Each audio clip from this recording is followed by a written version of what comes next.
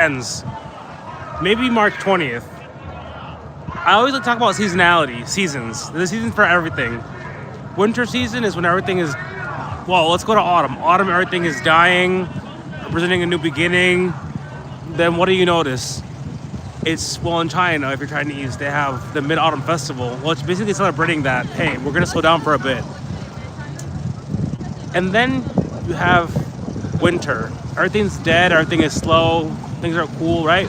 Right now, in the physical realm, we are in what is winter, right? In the Northern Hemisphere, at least. And we're starting to see that with crypto as well.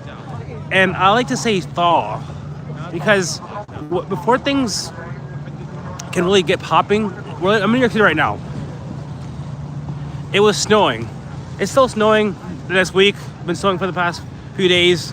But you start to see that there's a thaw, right? When you go from winter to spring, it's not just like an automatic fast, like, hey, summer is here. You see a slow thaw, and then you start to see physical spring, which is some days cooler, some days a little warmer. But the general direction is thawing in that slow and then fast sprint to March, and then April. Daylight savings time in the US, New York City especially, where you start to see more sunlight, people seem to be happier. That's a lot like the crypto cycles. Crypto cycles are very similar, right? You have that autumn, which basically we had this past autumn, October 10th. People saw that the crypto market kind of sort of had leaves falling in a way, like it was dying. And now we're in winter, and notice it's mimicking a lot. A lot of these seasons mimic what happens in the real world, right? Spring is when things start to pop off in the crypto space. Spring is also when things start to, people get happier, people are more joyous, there's hope. Your body's getting more vitamin D. People are outside more. Same thing with crypto space as well. It's a very similar trend. And then you have summer, where everybody's happy outside, enjoying their lives. And then the whole cycle repeats again. And the reason why I wanted to pick this theme today is because a lot of people are very sad. In part, some of us is because we lack vitamin D because it is cold out here and it is wintertime. We have to be home. But another part of it is that the space is really slow. Nothing's really happening. Cryptocurrencies are... Well, don't forget to share, like, and subscribe. Sharing is caring and it is free. It doesn't cost any money to share these videos or like them or comment. And March 20th is actually the first day of spring. I know it doesn't feel like it. And yeah, sure, there's sometimes like 2018, I remember actually snowed the first day of spring, which isn't actually exactly great. But hey, regardless of what happens, we're getting there slowly. And the same thing with the crypto market. Yeah, the groundhog popped his head off, like a few weeks ago and was like, hey, 6 more weeks of winter. Hey, that happens. I'm in New York City right now. Hey, the same thing happens with crypto, right? Sometimes you have a relief rally, things go up a little bit, and then you're like, oh, it went down again. Right? Oh, we're at 70,000, 72,000. Oh, it crashes down again. Again, that's just the groundhog effect of social media and crypto as well. It's just that sometimes things have to slowly get there. The thing is that you have to have patience, right?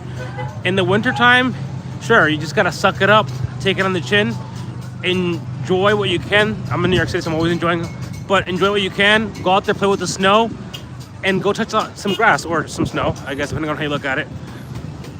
So I just wanted to make sure that people understand that summer is coming. Winter is here, right? Just like they always say the meme, winter is here. There's nothing we can do about it. How you react to this, in my opinion, is going to be a shallow and not very pronounced winter, crypto winter, is how you're going to react when things are popping off. And you should know, not financial advice, do your own research, when to sell a little bit and take a little bit off the top. Remember, when things are down, only the strong survive. I already have personally, I haven't really said this before, but I have some people that actually have already left the crypto space. I feel kind of bad, but these are the people that don't make it, right? Every cycle, you're gonna have people that don't make it. And a lot of them are gonna be the same people that are gonna tell you, hey, listen, you just got lucky. Sometimes yes, sometimes no. I mean, some of them do understand, hey, listen, I just couldn't, it wasn't for me.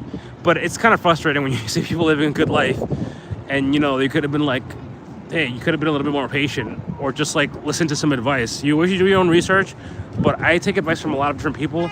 I buy projects based on what people say and don't buy projects. And these are the times that I focus on specifically, generally speaking, looking at my bag, seeing what projects are good.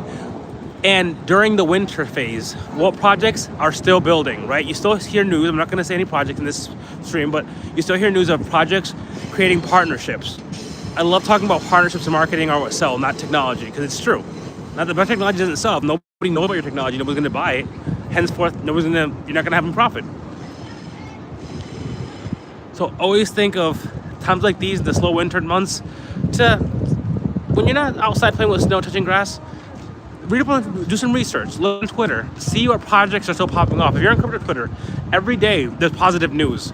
You would think that you're in a bull market, just the price doesn't reflect it. But like people say, one Bitcoin is one Bitcoin, one Ethereum is one Ethereum.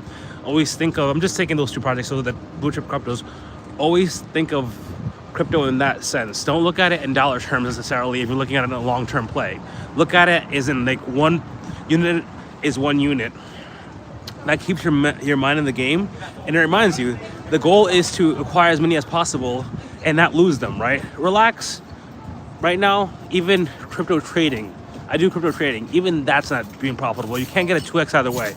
But when you think you have a 2x one way, the price goes crashing down the other way. It's a slow, dead winter market. Just like it's a slow, dead winter in New York City. Well, it's not slow because Times Square, so there's always people here, tourists. But you know what I mean. Besides that, yeah. Just know that this too shall pass. Every winter passes. And the moment when we're the coldest and we're like, shit, I fucking hate this winter, that's when things start to get better. Same thing with crypto. The moment that every single motherfucker on crypto Twitter is negative, well, I'm never negative personally, but it is negative, and all hope is lost, it is always darkest before dawn, and that is when things will turn around. The goal is to do two things during this winter: is acquire as much knowledge as you can so you invest in the right projects after the winter is over and it's springtime, and you're well prepared for the next parabolic run, summer months, going into fall, and you have the mentality, just like you feel like shit right now if you're in crypto, you have the mentality to know, okay, this is the worst time, I don't want to buy, but I should buy. But when it's crypto summer and crypto autumn, that same mentality should flip. I don't want to sell. I'm gonna feel fucking amazing for the next drawdown. And with that being said, I'm going to enjoy a little bit of winter activities in Times Square. Where's it onwards?